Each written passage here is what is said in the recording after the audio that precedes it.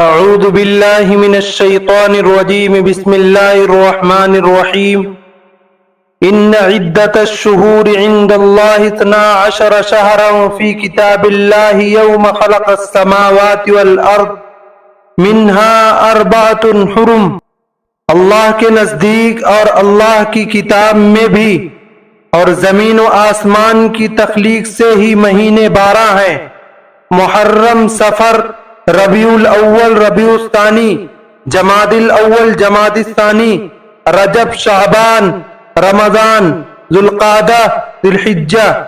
ان میں سے 4 مہینے حرمت والے، عزت و احترام والے ہیں: ذی القعدہ، ذی الحجہ، محرم اور رجب۔ دور فاروقی میں حضرت علی رضی اللہ عنہ کی رائے سے ان کو ہجری کیلنڈر سے جوڑ دیا گیا، اس طرح یہ جاویداں ہو گئے۔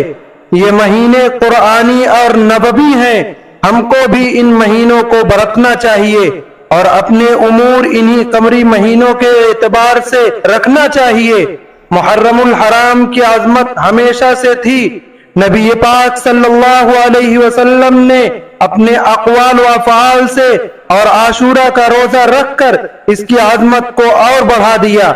شہادت حسین نے اس کو تاریخی یادگار بنا دیا کہ قیامت تک ہم درس عبرت لیتے رہیں۔ اسلام زندہ ہوتا ہے ہر کربلا کے بعد۔ عاشورہ کا روزہ مسنون ہے۔ ایک روزہ آپ صلی اللہ علیہ وسلم نے رکھ کر دکھایا اور دوسرے کے لیے خواہش ظاہر فرمائی کہ اگلے سال اگر زندگی نے وفا کیا تو 9 محرم کو بھی روزہ رکھوں گا۔ ہم لوگوں کو بھی 9 اور 10 محرم کا روزہ رکھنا چاہیے، یا 10 کے ساتھ 11 کو ملا لیں۔ اللہ کے رسول صلی اللہ علیہ وسلم نے ارشاد فرمایا: وَصِيَامُ يَوْمِ عَاشُورَا احتسب علی اللہ ان یکفر السنۃ التی قبلہ۔